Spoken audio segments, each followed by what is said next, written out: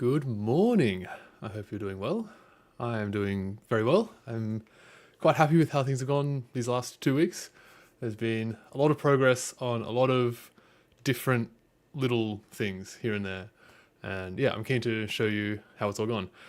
We should hopefully be having a working session today as well, which will be very exciting. I want to put the platform onto the robot, which is going to be interesting. Yeah, but we'll get there when we get there. So, first stuff for today, here we go. We have, the platform is built. That's not back to me. Yeah, this is very exciting. I'm very happy. I'm kind of attached to the main robot with the umbilical cord right now, but I'm really, really happy with how this has come together. It was quite stressful to epoxy all of the carbon fiber tubes into the printed parts. I wanted to do them all at once at the same time while the epoxy was wet, because I couldn't, I just cut all of these carbon fiber tubes just by hand with like a hacksaw, and they're not all exactly correct. So like to the right length, they're all like plus or minus a millimeter or two. And I didn't want that little offset to kind of affect the way that the whole thing's seated together. So I wanted to do it all in situ. It was on the frame, like it was literally this whole thing. I had it clamped on a clamp on my desk like this. And yeah, it was a bit stressful getting it all together. I had to make sure I worked very effectively. There was only one single drop of epoxy that fell down at any point, which I was pretty proud of. I was definitely expecting to make a lot more mess than that. But yeah, it's really, really cool. I love it. It's super stiff, fairly light. One thing I actually want to do today in the working session before we mount this onto the robot, I'm curious to weigh this and weigh my old one and see how they compare. I suspect this is heavier. I mean, the other one has no metal parts aside from the bolts, and this has got the linear guide and the aluminium extrusion. So I'm expecting this to be a fair bit heavier, but it is quite a bit smaller as well. So we'll see. Yeah, but it's definitely super stiff, much, much more stiff than the old platform. But we can't really give a fair comparison, but I'll get to that a bit later. Yeah, this has come together really nicely, and of course the hand moves, and yeah, it was good. Of course, let me put this back. Of course, this did not go without a hitch. I had a few sections where I just had to do things again and again and again. For example, one of the parts where I install the motor, I forgot that this is the motor that was in the testing rig previously, and this is the one that had smoked quite a bit at one point when I pushed it a little bit too hard accidentally, or like in the wrong direction. And yeah, when I forgot that I needed to take this out. Turns out this little magnet holder in the end here, this is holding that magnet is what the encoder uses to tell where the motor actually is in space. So it's very important that is there. Turns out in my new design, I have changed that little printed part just a little bit. And so now it's like a millimeter shorter in the new design than it was here. And so when I installed this motor into the new setup, the magnet was like grinding on the encoder, and that obviously wasn't good.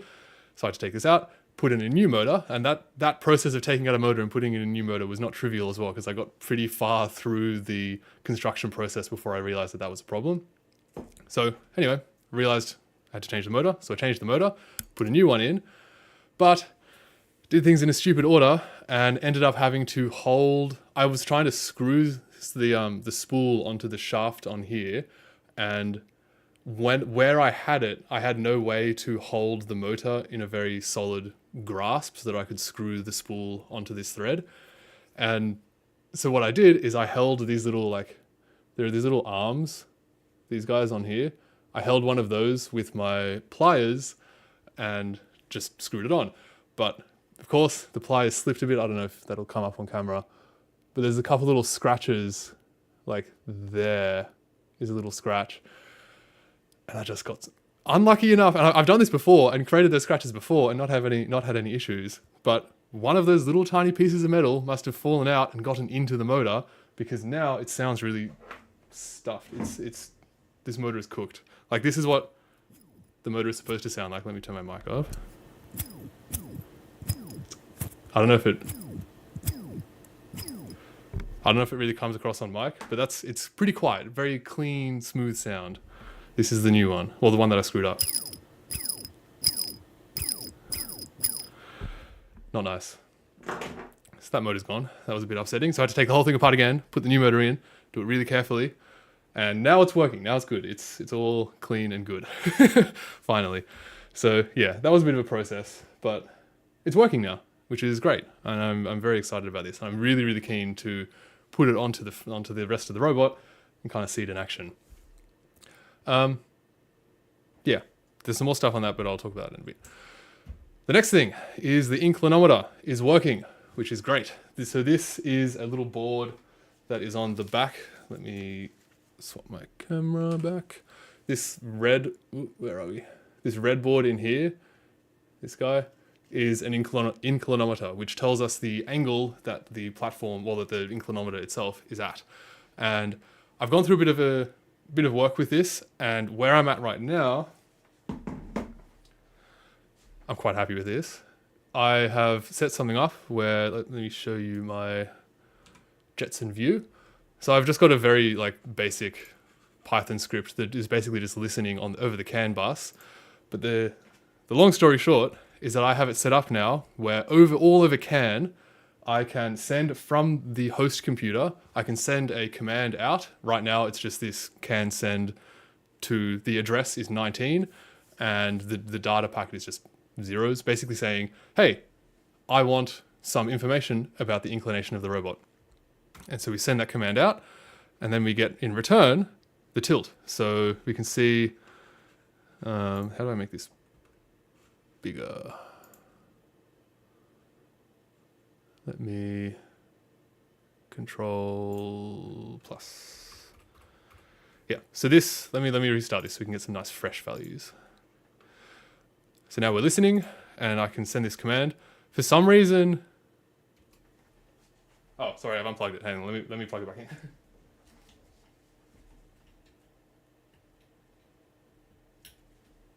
All right, now we should be good. So now I plugged in.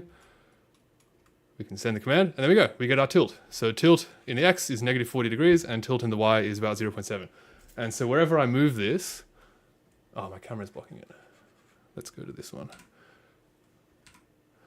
Yeah, so wherever I move this, I've typed in some other characters. Yeah, for some reason, sometimes it just says 0, 0. I need to kind of check how my code. This is very hacky code right now. It's a work in progress, but it does work. So I can move this around, and I get. Oh, you can't really see me now, can you? Ah, that's so annoying. Let's move this over here. There we go. So now you can see. Oh man, like 10 things at once.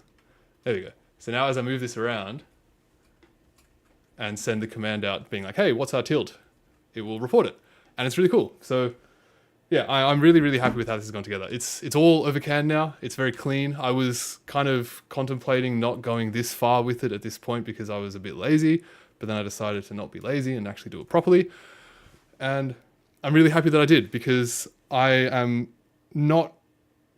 I wanted to make sure that system was working properly before installing before installing this whole platform onto the robot, because I suspect now that I've kind of abandoned all sense of modularity with the platform with respect to the rest of the robot, I am pretty keen to have everything kind of in place and not needing to be changed once it's on the robot, because it's going to be really awkward to sit down on the ground, kind of get in underneath it. It's a really awkward thing to do. So I'm glad that that's working, and I know that it's working so that once I install this, I hopefully won't need to muck around with it too much. Good stuff. All right, what's next? Yes, so we have a call and response over CAN, and yeah, so to clarify as well with what this inclinometer is actually going to be doing, it can send updates at 10 hertz, 10 times per second, which isn't really enough to do dynamic updates on where the robot is actually going while it's moving around. And importantly, the inclinometers are not really supposed to be used in dynamic systems. It's supposed to be used in static situations where there's no acceleration other than gravity. Because of course, if it's looking for a gravity acceleration while you're moving it to the side, it's going to be a bit confused about which way gravity actually is. So the plan for the inclinometer is to use it to kind of calibrate the robot in its first sort of position, where we've found already that when Jugglebot is in its lowest position and we try throwing the ball straight up, it does not go straight up. It goes off on a bit of a weird angle. So the inclinometer will be useful so that we can basically move the robot to where we think is ground or like flat and measure the inclination there. And then there'll be a little bit of other stuff. This is a bit of a TLDR, but yeah, we move it to where we think is flat, and the inclinometer might say, oh, you're actually at 0.5 degree X, 1 degree Y. And then we can basically just counteract that and go to what the robot thinks is negative of whatever I just said. And then that should actually be properly flat. And this may require, I'm expecting this whole process to take a bit of finagling to get to be automatic and to work well, but it's kind of similar to like the homing process on 3D printers. Fairly similar to that, just in 6 degrees of freedom. Yeah, but yeah, so that's the purpose of this. And yeah, I'm curious to know if anyone has any thoughts on how this can work, because the inclinometer can measure tilt in 3 axes. So around the x-axis, around the y-axis, and around the z-axis. And with the way that I have this mounted on here right now, I can tell you that x is up. So we're not like, this would be rotation about the x-axis. So that doesn't do anything. Z is this way and y is this way. So I would have thought that because x is up, we can just, that we should only be able to use, we should only need to use the y and the z readings, because y would correspond to tilting this way and z would correspond to tilting this way. But that's not how the readings ended up coming out. Or at least it's not how I'm interpreting them. The x being up is confusing me a bit, I think. Because this is what I found when I was testing things out. When I had the platform straight up, if I would tilt the platform in these directions, so like about those axes in the positive or negative direction, then the inclinometer would give me readings in these directions. And the magnitudes would always be the same. So for example, if I tilted it in the positive x direction, we would see x and z both go negative by the same amount, according to the inclinometer. What I would like to do is, I figure to get the most accuracy, maybe this is a bit of a bit unnecessary because it's accurate enough already, which it probably is, to be honest. But what I would like to do to get even more accuracy, maybe, is to, given that 2 values change for every angle change, it makes sense to me that we should be able to take the average of those 2 values. And that would kind of cancel out any error that they have. But I couldn't figure out a way to do this that works consistently. Like, you can do it fine if you're only tilting in one direction, but once you tilt in 2 directions, because this changes for every single movement, I can't figure out a way to take any sort of averages that doesn't stuff up the readings when we have like combinations of angle changes. Because for example, if we just did like the raw average, ignoring the negatives and everything like that, if we just took the average of the magnitudes, if we tilt in the positive x direction, we would get a reading that would make sense. We would get the average of these 2. But keep in mind, we're only tilting just around the x-axis. There's 0 tilt around the y-axis. So these readings would both be 0, but these would not be 0. And if we take the average of 0 and nothing and not 0, then we get half of whatever that non-zero value is.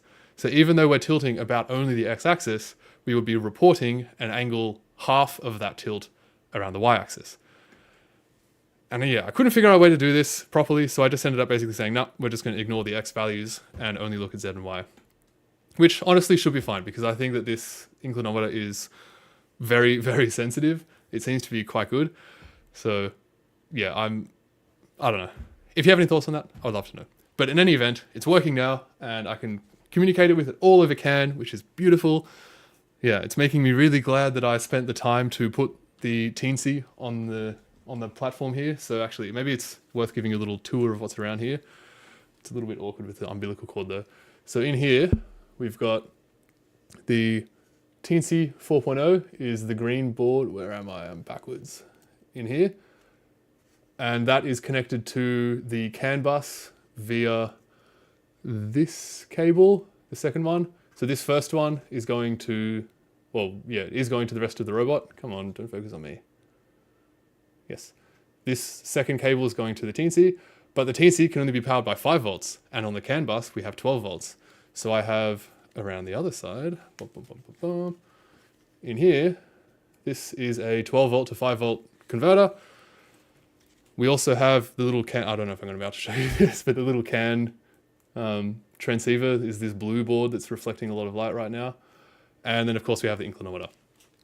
So there's a lot packed in there, but this, honestly, this like black cable covering stuff, I love it. It's so good. It really, this was really, really messy. I mean, honestly, it still kind of is a little bit, but just adding the sheath on this here went a long way. It looks a lot neater than it did before. Yeah, lots packed in there. I'm very glad I put the Teensy on, because now I can just hook up any other sensors or anything else that we want to put on here.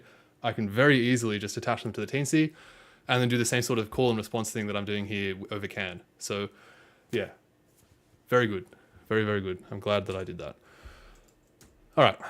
And my Bluetooth has stopped working. Thankfully, this is a touchscreen. Can I change? Yes. How do we go back? All right. Excuse me. While my keyboard is just reconnecting, I'm going to have to do things a bit janky. Yes. I have also discovered this week, or these 2 weeks, that not all temperature sensors are made equal. And this was a bit frustrating to discover. So I want temperature sensors for 2 different purposes. I want one to have in the hand motor particularly. It would be good to have it in all motors, but I think the platform motors are not really going to be doing much. The hand motor is going to be doing a lot of work though. And so I want a temperature sensor in the hand motor just so we can monitor what's going on. And especially because John did some calculations a little while ago and estimated that the hand motor will increase by 100 degrees Celsius after, I think it was about 50 throws and catches, I believe, from memory, something like that order of magnitude. And yeah, so we are expecting this to heat up quite a lot, and it will be good to be able to monitor that and just make sure that everything's manageable so that we don't like melt things or break anything. So I want a temperature sensor in the hand motor, and I also want a temperature sensor in the regen clamp system, which I should have put these slides in the other order, but I'll get to that in a sec. Turns out these 2 systems need different temperature sensors. And this, as far as I can tell, this is purely a result of how ODrive has set up their 2 boards. And yeah, I didn't read the docs closely enough. So the regen clamp needs PT1000 RTD sensors, which I bought some of, and let me grab them. These sensors are so cool. They're so small. They are teeny little sensors. I don't know if you can see that little white dot there. It's like millimeters, like maybe 3 millimeters long and like 2 mil tall. Like it's tiny. And I was really hoping I'd be able to use that in the motor, because like that would be so easy to fit inside the motor. Like there's not a huge amount of space in the motor, but there is for that. But unfortunately, that's not what the ODrive Pro needs for attach to the motor. They need an NTC thermistor, which it turns out is not the same. So I need to go and yeah.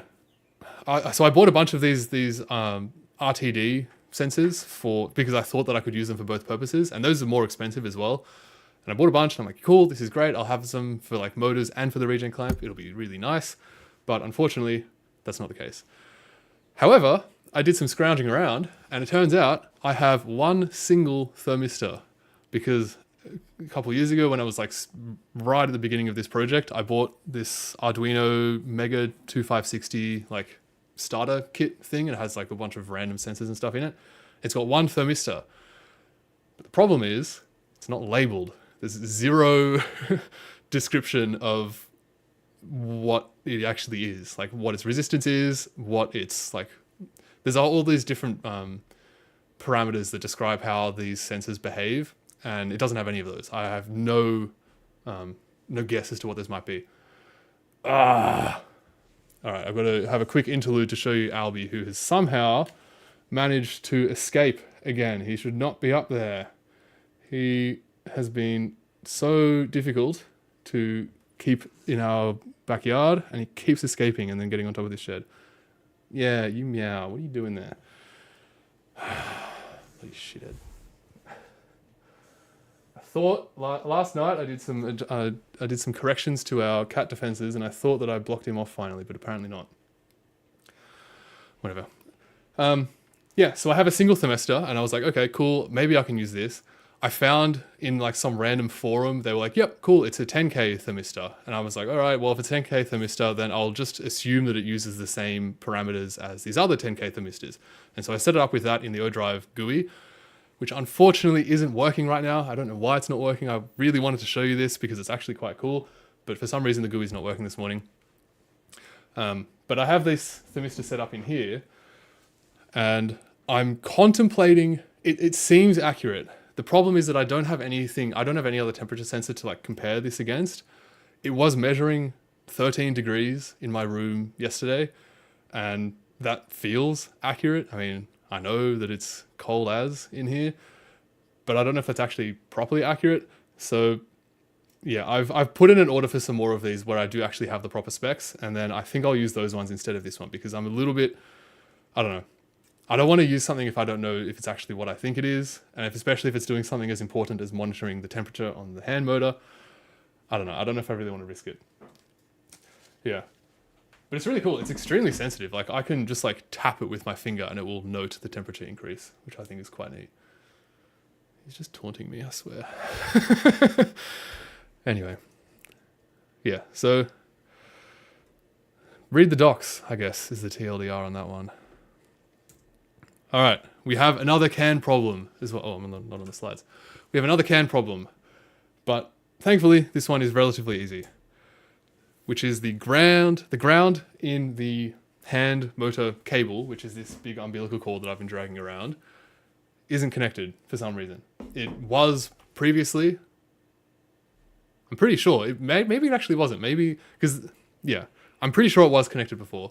But the reason that I discovered that this was a problem is because I had it all plugged in and the lights on the O drive only turned on when I touched the outside of the USB-C cable to like the port of the USB-C plug. And that is like the ground part of the cable. And I was like, that's a bit weird. Like if I'm touching the ground to, if I'm just touching the cable to its port, that shouldn't be doing anything. But of course it did. And yeah, so that made me realize that the ground is not connected. So now I have it set up where I have the power ground connected in. So this is the motor power cable. I don't have the power one plugged in because I'm not doing anything with that yet. But I do have to have this ground one in because otherwise the can doesn't work. And the can is required to do like the demo that I showed before with the inclinometer. So that's a bit annoying, but thankfully, for better or worse, I was planning on recutting this coil anyway, because as we will see when we go to redo, like put the platform on the robot, that coil is far, far too long. When I made that a couple of weeks ago, I tried to measure it out as closely as I could, but I knew if I just measured it, then there was a chance that it would be too short, and I just figured, stuff it, I'm just going to use all of the can cable that I have left, except for the stuff that I made into the coil before. And so I made this honking huge cable, or coil, and turns out it's way too long. So, yeah, which isn't really a problem, it's just very aesthetically displeasing for me, having this like giant, I don't know, cable just flopped on the ground there. I don't really like it. So this has given me a good reason to cut it. I'm just really, really hoping, fingers crossed, that the problem is on this end of the plug, because of course I have no idea if the problem is here or if the problem is on the other end of the cable. It's just on one end of this cable there is a problem. Fingers crossed it's that one. Otherwise I'm going to have to cut both ends, and that's going to be quite tedious. Yes, lots of problems, but they're not too bad. Cool. All right, this is what I'm most keen about that I've done in the last 2 weeks, is the power dissipation. So brief overview of what this aspect of the project is about is when Jugglebot is slowing down. It's like when it's speeding up, it's fine. The O drives put power into the motors and the motors speed up, moving the robot. But when we're doing the reverse of that, so if we've moved the robot really, really fast and now we want to stop it, then all of that mechanical energy needs to go somewhere. And if I was using batteries to power this system, then I could use regen braking to take that mechanical power and turn it into electrical power and put it back in the battery. But I'm not using batteries because they kind of intimidate me a little bit. And I also don't really need to because I've got access to mains power where I am. Yeah, because I'm not using batteries, I need to have some other way of dissipating that power. Up until now, I have just been using this regen clamp that I bought online, RC880, which is decent, but it's got a very low output current, only 8 amps. And if I'm using this to power all 7 motors, that's like 1 amp per motor, which is not very much, given that these systems are rated to like, I think 100 amps, the ODrive Pro is. Maybe that's output current though. I can't remember. Significantly more than 1 amp in any event. So yeah, and I'm also not even fully convinced that this regen clamp is like the real proper way to go. So thankfully, Oscar from ODrive, the like owner, CEO, I don't know what his title is, but Oscar from ODrive was kind enough to send me for free a regen clamp that ODrive makes, and I have made this box to house some goodies, and I'll show you on Onshape what this looks like. It's got magnets though, and they keep attaching to everything metal on my desk. So let me pull up. This is a bit of a spoiler for later on, but you'll see that when you see it. So good here. This. Yes, so inside this box is a bunch of goodies. We have 8 50 watt 2 ohm resistors, as well as the regen clamp board itself. This is from ODrive. And yeah, this this should be pretty beefy. This has the power, this should have the capacity to dissipate 400 watts of power, which should be more than enough for what I'm doing. And yeah, I'm really happy with how this turned out. It's very squeezy in here, but it should work. I'm just waiting on a few things now to finish this up. I need to get a like 45 volt to 12 volt converter so that I can convert the power that's coming in here to power the fan. And I also need to get some bigger soldering iron tips for my soldering iron because I can't show you, it's in there. It's too in there. But the board that I was sent from ODrive still has some like solder on the pads. I mean, and I can't complain because it was free, so I'm still very, very happy. But I can't get that solder off. I've tried so much with my soldering iron to get it off, and I suspect, so I had similar problems to this before, and some people were suggesting that I might need a higher power soldering iron, but I spoke with my dad about this, who is very experienced with this sort of thing, and he was suggesting that maybe it's actually a tip size problem, because my soldering iron is 65 watt, which as far as I can tell is like on the higher end of like hobbyist level soldering irons. So yeah, but I only have a very narrow tip. So I've put in an order for some thicker, much larger tips. And fingers crossed, that actually allows me to interact with this solder at all, because without that, I can't really do much with this. But yeah, so just gotta wait for a few things to arrive and then I'll finish this off. And probably my favorite thing about this is that I have been using magnets in here. So this, not very well secured magnets when it's not attached. Let me do it upside down. Actually, I think the other 3 are pretty fine. Yeah, so this just snaps on here. So my plan is that I'll have this base part attached onto the base of Jugglebot, and then the rest of the regen clamp will just go on top. And I'll have a nice in plug. I tried printing this with the text in there, but I couldn't print on that fine resolution. So I've just written it on, but I've got an in and an out.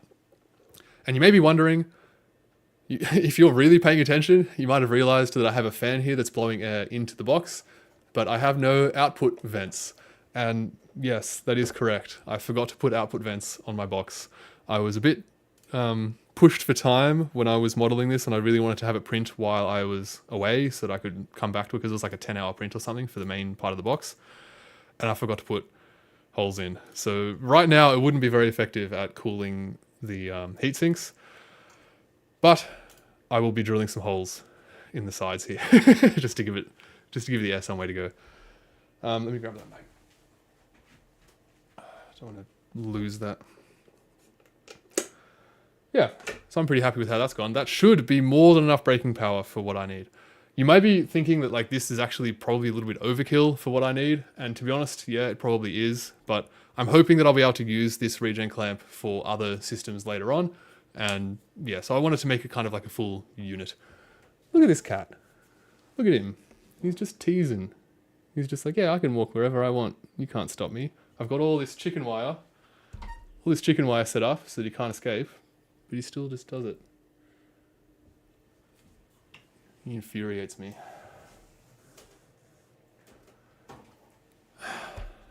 It's never ending. Cat v man. Cat wins every time. All right, what's next? Yes. I've already gone through this. Cool. All right, next thing. The bellows, the bloody bellows. I can't print them. It doesn't work. So these bellows are used on the base to connect the base to the legs. And I will show this in more detail in the working session. It's going to be a little bit awkward to show you on camera right now. But the basic idea is that I have bellows that are roughly similar to this. They're like this, but they're tapered. And my intention with these is that in the linear actuators, we have these big, beefy motors, and they spin to make the linear actuator move up and down. And that spinning motion creates rotational inertia. And when that accelerates or decelerates really quickly, that causes the whole actuator to twist, because that's the only way for that rotational inertia to go anywhere, is just into the actuator. And that wouldn't be a problem if I had the actuators as like a fully standalone unit, but I have to run cables to them to like power the motor and to get information from the encoders. So these cables can't be twisted infinitely, right? Like they go in, and I really don't want them to get twisted around the actuator, because they'll just get tangled up and then break something maybe. So these bellows, they are so cool. I love them so much. They allow the actuator to move in all directions, but they don't transmit twisting forces. So no matter how much I twist this, like I might be able to get like a degree or so of twist, but it won't twist very far. And it will mean that the cables will never get twisted up. And I've already printed a bunch of these. You may remember they're already on there. They're on the robot and they're fine. But the problem is some of them have broken in the months since I first printed them off. And so I want to reprint more, because if they're broken, they're not actually doing what they are supposed to do. But I can't print them again. I've tried so many things, but I can't get them to print. So I want to also show how cool this is. It's so flexible. It is amazing. So good. And this is, for what it's worth, this is one that I printed a long time ago. That was one of the first ones. So to give you an idea of what I've tried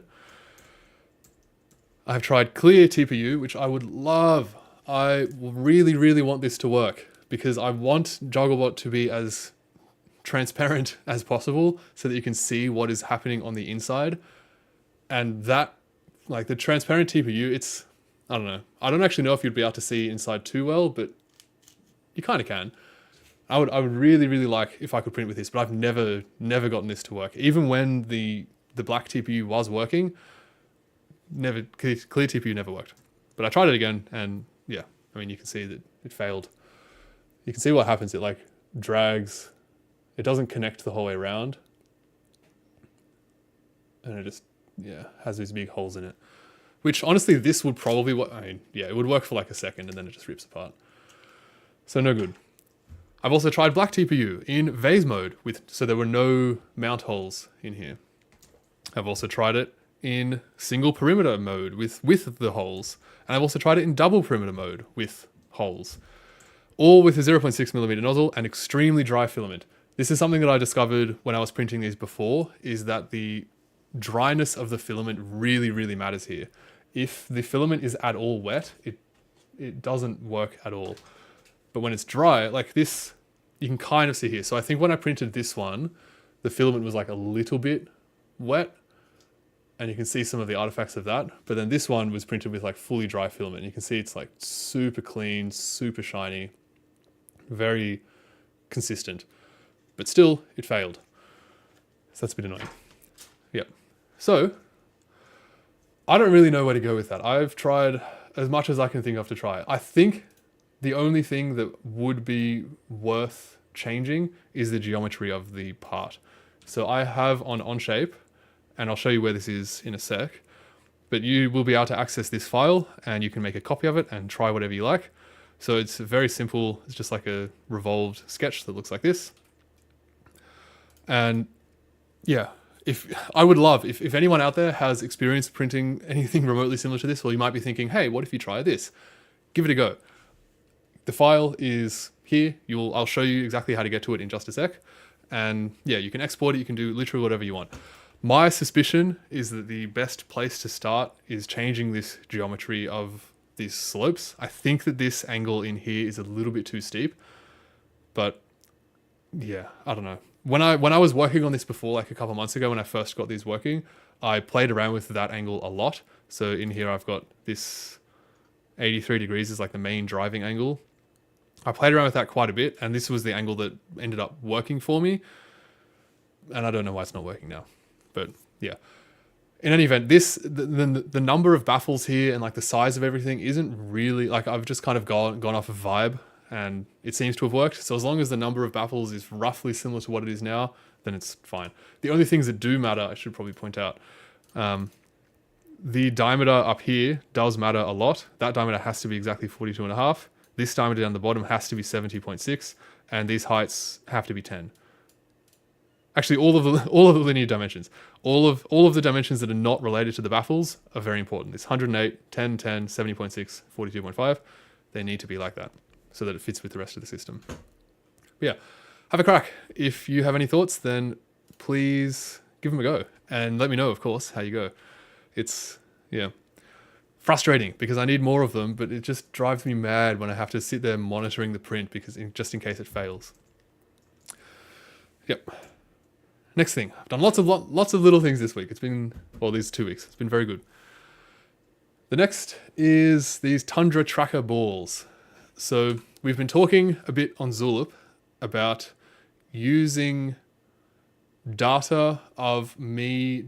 Well, let me start again. We've been talking a bit on Zulip about potentially having a hand system, a juggling hand, that can actually grasp the ball. And this is important because later down the line, I'm hoping for Jugglebot to be able to do very high, very fast patterns, and also to be able to correct in case there are any collisions in the air.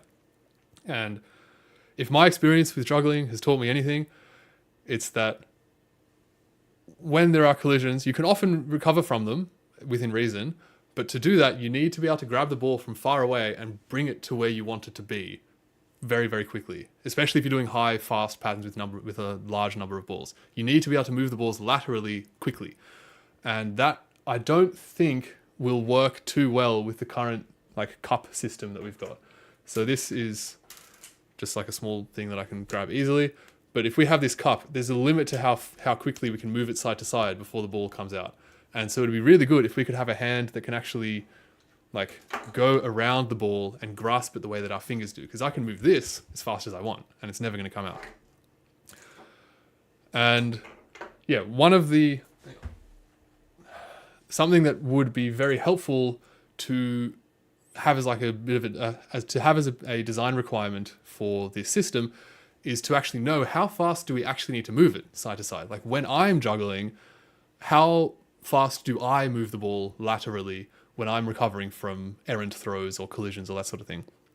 So it'd be really cool if we could track, in some way, we can track these balls while I'm juggling them so that we can get some data on what they're actually doing.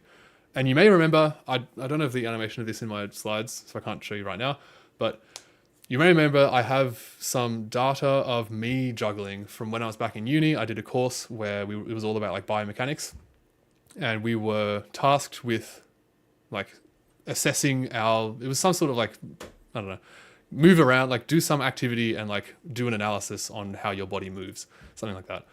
And I wanted to do me juggling, so I had all these trackers all over my arms, and it was like a proper, like legit setup. And so I have this data of me juggling, but we didn't track the balls then, and we only tracked my body. And it would be really cool to be able to track the balls. So this brings us to this slide. This Tundra tracker is these trackers that I bought on Kickstarter. I love me some Kickstarter. It's a great place sometimes. Let me open this. Yeah, I've got these trackers where they are quite small, fairly light, and they have a bunch of tracking dots around them, which I can show you what they look like in a sec. And they interact with these lighthouses that I've got around my room. So I've got one up there. That's where are we? Oh, I've gone out of focus. That thing there. There's another one up there, and there's another one above the camera up here. And so these are used. I use them for VR right now. I love me some Beat Saber. But they also track these trackers. And my hope is that we can put these trackers inside of a ball, and then I can juggle in this room, and that should give very, very accurate tracking of where the ball is going. So what I've done for this so far is I've made a CAD model of the tracker. I've actually downloaded the CAD model because they provide one. But annoyingly, they don't provide, like the Tundra, the people who make this, they don't provide a CAD model that shows the dots of where the ball actually gets tracked. And that feels fairly important to me. Like if you're going to be doing anything with this CAD, surely you kind of want to know where those dots are. So they have they have one single photo showing where these things are. And so based off of that photo, I made a rough model. You can see it's a bit dodgy, but it works. I made a rough model showing where all these dots are. And so my hope is that once I have some time, I can build a ball around this. I'm thinking something in like a Voronoi style. I don't know if like this sort of thing with like all the holes in it. I'm thinking something like this could be pretty cool because we obviously need these dots. We need as many of these as possible to be visible outside the ball. So I'm thinking something along those lines. And it also can't be too big either because otherwise I won't be able to juggle it. But yeah, so that's where I'm at with that right now. I just had a little bit of time on one night and I'm like, yep, all right, I'm just going to do this. Because this has been cooking in my brain for a while, and I really want to get this done. I think this will be really cool. Yeah, but we're getting there. A little bit at a time. Cool. All right. The final thing is that the Jugglebot Onshape is now a fair bit tidier. I mentioned in the last stream that I had everything set up so that there was just one, like I had one assembly and then all of the other assemblies were in their own documents. And some people suggested that having everything in one single document is the way to go. So I've done that. So now in a link in the description to this video, you can find a link to this model. And yeah, so it's got everything in here. So now this is the main level assembly. We've got the base and all of the bits for the base are in that folder.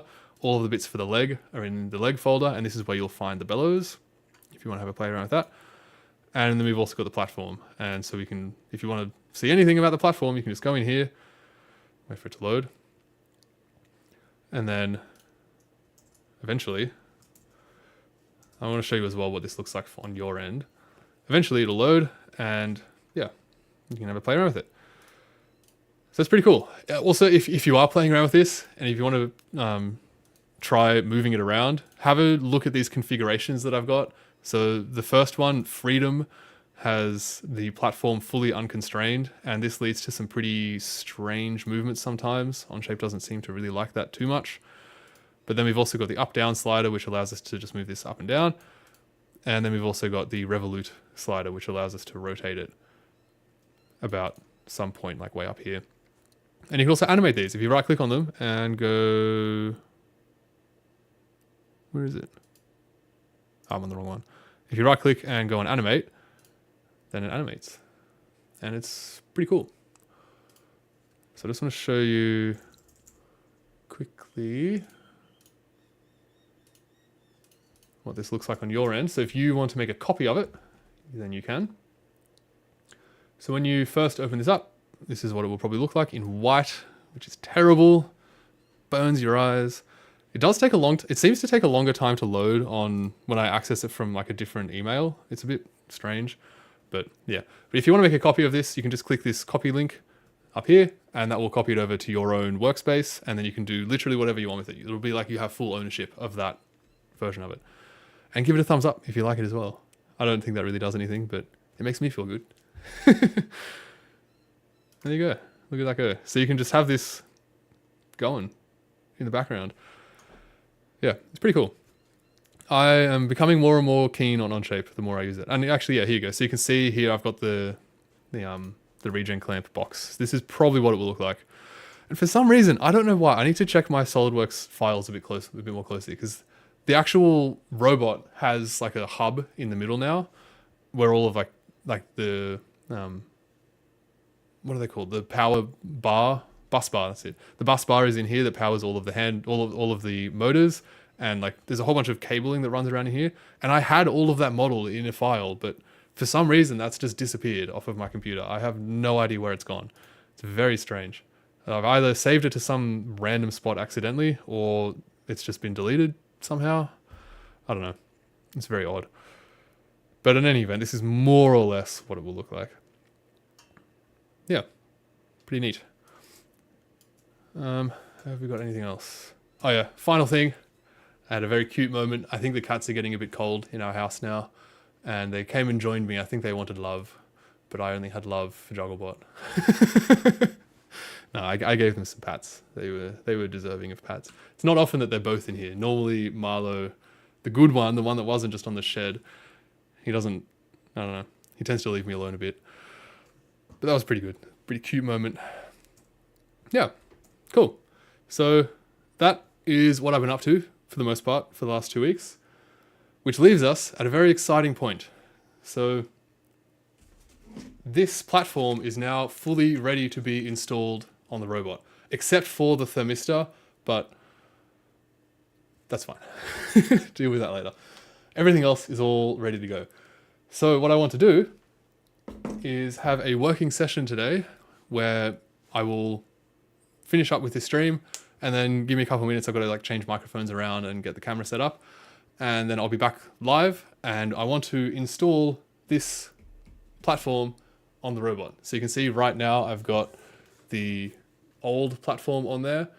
We need to take all of this off. We also need to adjust the legs, because right now you can see the legs are attaching, see like that, like here and here are on the outside holes. But if I show you the CAD model, these, I want them on the inside holes. The reason for this is because having the nodes, having like each pair of nodes, so like this pair and then the pair of the legs, having these as close together as possible will give us as much controllability as possible. This is what I've been learning with the Jacobian analysis that I've been doing. And yeah, we really want controllability. Previously, when I put this together, I knew that this was the case like intuitively before, but I didn't know how much of an effect it would have. And so I opted to have the legs on the outer ones because that gives greater range of motion. And previously I was more concerned with just having a really big range of motion because I want a Jugglebot to be able to cover a lot of ground and do a lot of like lots and lots of different movements and having access to a lot of different points.